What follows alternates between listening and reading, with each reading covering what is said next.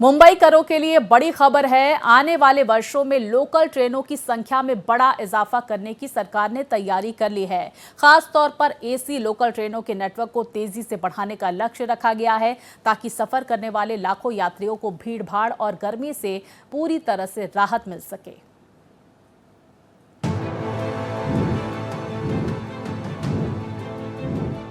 मुंबई की लाइफलाइन कही जाने वाली लोकल ट्रेन अब और भी तेज, आरामदायक और आधुनिक होने जा रही है। सरकार की योजना के मुताबिक 2030 तक मुंबई में 200 से ज्यादा एसी लोकल ट्रेनें चलाने का मेगा लक्ष्य तय किया गया है।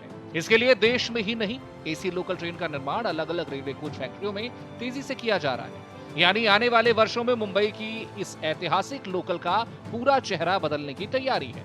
यात्रियों को अब ज्यादा ट्रेनें, ज्यादा एसी सेवाएं और विश्व स्तरीय आधुनिक सुविधाएं मिलेंगी।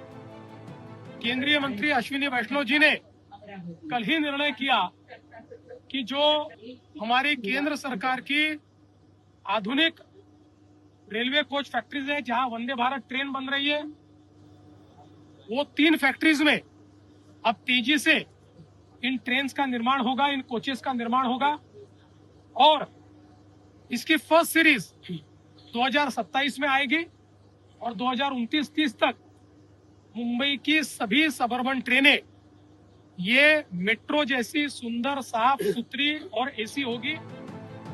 दरअसल मुंबई की लोकल ट्रेनों में रोजाना करोड़ों यात्री सफर करते हैं। खासकर पीक आवर्स में ट्रेनों के अंदर पैर रखने तक की जगह नहीं होती। ऐसे में नई ट्रेनों के आने से यात्रियों को बड़ी राहत मिलने की पूरी उम्मीद है। मुंबई लोकल मुंबई की लाइफलाइन है। मुंबई लोकल में 238 एसी ट्रेन्स का भारत सरकार ने सैंक्शन किया है। इनके प्रोक्योरमेंट के लिए जिस तरह का प्रोसेस पहले अपनाया जा रहा था, उसमें काफी दिक्कत आ रही थी। The entire procurement was going to 2030 and that's not acceptable to us. इसीलिए एक नया फैसला लिया आज कि एक नए तरीके से भारत सरकार की जो 3 प्रोडक्शन यूनिट्स हैं, आईसीएफ, आरसीएफ और एमसीएफ, इसमें इसका प्रोडक्शन किया जाएगा, जिससे कि 2027 तक पहली एसी लोकल आ सके। एसी लोकल में सफर करने वाले यात्रियों को उमस भरे मौसम और दमघोटू भीड़ से छुटकारा मिलता है। लेकिन सबसे बड़ी चुनौती यह है कि एसी लोकल की संख्या बढ़ने के साथ इसका संचालन ज्यादा रूट्स और बेहतर फ्रीक्वेंसी के साथ हो, ताकि हर वर्ग के यात्री इसका फायदा उठा सके। एसी बढ़ा के एसी में पब्लिक ही नहीं रहती है ना ज्यादा। शाम के टाइम पे जो ड्यूटी पे जाते हैं वो भर के जाती है, आने के टाइम तो खाली आती है। तो उसके लिए कुछ इलाज करना चाहिए लोग ने, सरकार ने। काफी अच्छा होगा ना लोगों को।